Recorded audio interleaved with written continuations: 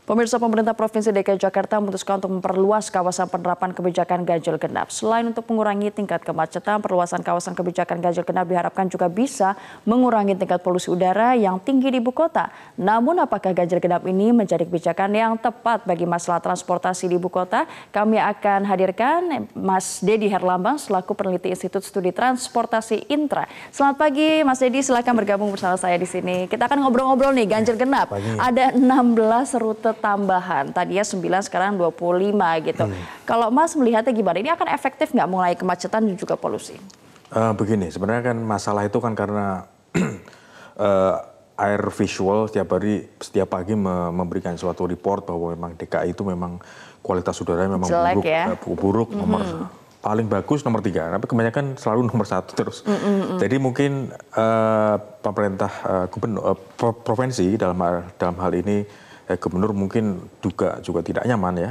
Akhirnya diterbitkan suatu regulasi yang darurat bahwa maka terbitlah suatu inkup ya, instruksi gubernur bahwa itu memang darurat, mau tidak mau memang harus dilaksanakan.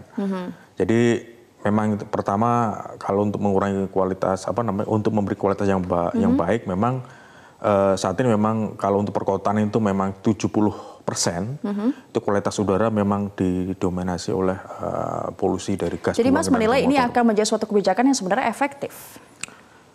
Kalau kita lihat secara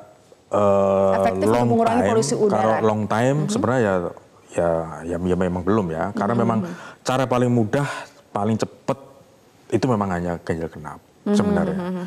Tapi tunggu dulu, kalau untuk ganjil genap itu kira-kira outcomes-nya kemana? Kalau misalnya kalau untuk mengurangi kemacetan jelas. Itu dari data sementara ini 9 rute yang sudah ada itu mengurangi kemacetan dalam nilai yang cukup signifikan. Exactly. Jadi persis. Jadi memang kalau untuk mengurangi kemacetan itu pasti bisa ya. Kalau hanya sekedar mengurangi, karena memang untuk volume lalu lintas itu jelas berkurang. Tapi kalau untuk volume kendaraan atau jumlah kendaraan itu juga belum tentu ada jaminan. Makanya kalau untuk kualitas udara itu tolak ukurnya dari mana? Karena kalaupun jalan satu ditutup, otomatis akan bisa cari jalan lain, jalan alternatif. Juga kendaraan bermotor seperti sepeda motor itu kan juga nggak masuk ke dalam ganjil genap gitu kan? Ini apakah alhasil emisi bahan bakarnya juga jadi berkurang kan juga kayaknya nggak bisa jadi. Makanya sebenarnya kan? Juga ada missing juga mengenai masalah ini ya, masalah pembelakuan dengan mobil ataupun motor roda 2. Kalaupun kita berlindung dengan undang-undang sama, Undang-Undang 22/2009 mengenai lalu lintas jalan, ya memang sebenarnya juga tidak fair sebenarnya kalau hanya sekedar mobil ya. Aja. Kan kita juga pengguna jasa jalan itu juga harus dilindungi semua, termasuk jalan, motor, kita pejalan kaki itu kan juga pengguna jasa. Harusnya memang harus fair. Dan lagi pula justru mobil itu adalah standarisasi emisinya adalah sudah Euro 4. Sedangkan motor? Motor itu masih Euro 3. Itu pun masih tahun-tahun produksi 5 tahun ya. Kalau 5 tahun ke atas mungkin malah Euro 0. Jadi artinya apa nih, Bas? Begini, apalagi di jumlah motor kita kan paling banyak sebenarnya. Banyak banget ya. 70-75%. Nah, sementara kalau mobil itu kan hanya sekitar 25% ya. Sementara mereka emisi gas buangnya kan sudah cukup bagus mengenai standarisasi Euro 4 itu pun minimal. Ya, Euro 4 minimal. Motor yang paling baru Euro 3. Nah, Euro 3 kalau dia juga minumnya pakai BBM fuel, fuelnya fosil, BBM premium, itu juga kembali kepada Euro 0. Juga percuma sebenarnya. Maka kalau misalnya memang niatnya secara holistik itu memang pemerintah ada niatan untuk mengurangi polusi udara, memperbaiki kualitas udara, yang seharusnya ya seperti BBM premium BBM premium RON 88 harusnya ditutup. Itu sebenarnya di dunia kan juga sudah ada. Itu kan memang sangat buruk sekali memang untuk premium. Kalau paling bagus ya kita minimal menggunakan standar BBM yang RON 92 itu Pertamax, itu pun paling bagus sudah. Nah, jadi sebenarnya dengan kata lain peraturan ini nanggung gitu, hanya untuk mobil tidak untuk motor, padahal BBM-nya motor itu jauh lebih jahat gitu. Nanggung betul. Kalau motor sebenarnya kalau kita berbicara masalah polusi memang sangat buruk ya. Apalagi jumlahnya motor kan sangat banyak, 70-75%. Apalagi beli motor sekarang murah, 350.000 udah bisa bawa pulang. Nah, kira-kira seperti itu. Kalau memang niatnya pemerintah itu serius ya memang harus dihitung, harus diukur benar ya.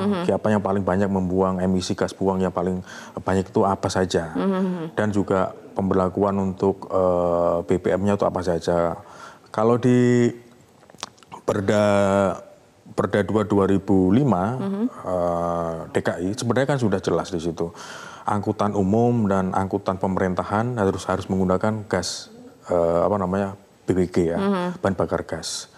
Tapi pada kenyataannya pemerintah DKI sendiri juga tidak konsisten. Kenapa, Mas? Karena bis-bis Transjakarta sekarang yang baru-baru itu yang dari Eropa ya. Ya mungkin ya saya bisa sebutkan mereknya, mungkin macam Mercy, Scania, Volvo itu semua sudah standar Euro 6. Tapi ketika kita balik ke Indonesia, jalan di Indonesia kembali kepada Euro 0. Diakalin gitu ya? Bukan diakali, karena solar biasa. Kan seharusnya convert ke BBG ke gas ya, dikasih converter. Tapi sekarang minum ke solar biasa. Pada akhirnya kembali ke solar Euro 0 lagi. Dari Eropa sebenarnya sudah bagus, Euro 6 gitu loh.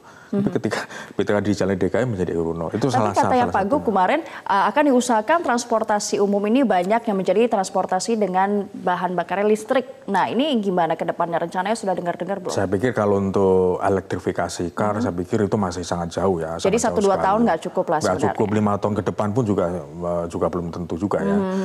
Kita mau charge engineer dari mana, charge baterainya dari mana. Jadi itu bukan sesuatu hal yang bisa instan untuk mengubah. Belum kan, perpres pun baru tanda-tangani kemarin. Otomatis kan manufaktur otomatis juga akan mempersiapkan juga 5 tahun ke depan kan. Jadi sebenarnya untuk mengurangi polusi udara itu nggak ada cara lain selain melakukan ganjil genap di 25 rute? Paling cepat itu adalah ganjil genap. Itu pun kalau memang serius ya, ganjil genap itu pun juga harusnya kalau mau niatan juga harusnya juga full time harusnya. Jadi tidak hanya sekedar pagi ataupun sore. Kalau hanya pagi sore itu menurut saya tidak hanya sekedar untuk mengurangi polusi, tapi hanya untuk mengurangi kemacetan saja. Kalau memang niatnya mau mengurangi polusi ya seperti SEA Games itu sampai malam misalnya. Jadi harus sepanjang hari tidak dalam jam-jam tertentu. Jadi otomatis mobil-mobil atau motor-motor itu stay di rumah. Jadi ini sebenarnya idenya untuk mengajak masyarakat Jakarta agar naik kendaraan umum. Sedangkan kendaraan umum kita ada beberapa rute yang memang saya sudah akui memadai. Tetapi banyak juga rute-rute yang misalnya feedernya dari luar Jakarta, di daerah pinggiran Jakarta itu untuk masuk ke wilayah 3-in-1 itu masih agak kurang. Ada yang banyak yang rutenya belum ada AC-nya sehingga tidak nyaman. Ini bagaimana? Harus dibenahi juga dong, Mas? Benar. Jadi memang untuk future, untuk visi ke depan, angkutan kita itu sebenarnya hanya ada 3 ya, non motorized transport, jalan kaki, lalu sepeda, lalu yang kedua angkutan massal, kereta dan BRT, bis seperti Transjakarta itu, lalu yang ketiga adalah shuttle. Nah yang shuttle ini yang masih belum digarap. Ada beberapa aja ya biasanya. Shuttle bus itu yang biasanya dari mall atau mau dari properti dari perumahan itu menuju ke terminal, ke stasiun itu harus sudah disiapkan. Nah kalaupun tadi masalah itu juga bisa disiasati, misalnya rumahnya di mana misalnya. Rumahnya misalnya di BSD misalnya, ataupun di Lebak Bulus. Kalau semisal di kompleks klaster mereka memang tidak ada angkutan umum misalnya, harusnya memang diwajibkan developer menyediakan shuttle bus menuju ke terminal atau menuju ke stasiun misalnya gitu terdekat. Ya? Harusnya begitu. Jadi memang ada regulasi menyeluruh yang juga sebagai platform untuk untuk mengelola untuk mengelola transportasi Jabodetabek juga aglomerasi. Jadi sebenarnya kalau misalnya masyarakat sudah harus untuk ikut ganjil genap yang sebenarnya agak merepotkan, tetapi orang-orang di sekitarnya itu juga harus membantu agar mereka tidak terlalu repot gitu kan intinya. Sebenarnya begini, karena masyarakat kita kan sudah di zona nyaman ya sekarang ya. Sudah di comfort zone lah istilahnya, sudah terbiasa naik kendaraan pribadi, entah motor atau mobil, keluar dari mobil langsung ke kantor misalnya. Nah sekarang kan harus harus ada edukasi baru, harus transfer kepada angkutan umum. Sebenarnya angkutan umum kita kalau saya lihat kan juga sudah cukup bagus ya. Kalau untuk di DKI sendiri kan sudah ada BRT yang high deck itu ada 13 koridor. Belum lagi yang low deck itu, yang low deck yang berjalan di sebelah kiri itu sekarang kan masih sepi, di kawasan-kawasan khusus, di lingkungan khusus, mungkin di Manggarai, di Tanah Abang, sebenarnya kan bis low deck Transjakarta ini kan sudah banyak, tapi seperti kita lihat kan itu kan masih sepi. Berarti memang masyarakat kita masih belum terbiasa menggunakan angkutan umum gitu. Nah, dengan adanya suatu ajakan ganjil genap ini, paling tidak ada edukasi baru, masyarakat yang berpikir modern harusnya menggunakan angkutan umum. Kalau masih berpikir tradisional, sebenarnya ya kita memang harus menggunakan angkutan pribadi sebenarnya. Tapi dimanapun negara maju, di negara yang sudah shuttle transportasi publiknya, mereka memang justru masyarakat itu malah gemar menggunakan angkutan umum. Nah, kalau misalnya pajak dikurangin karena perihal adanya peraturan ini gimana menurut Mas?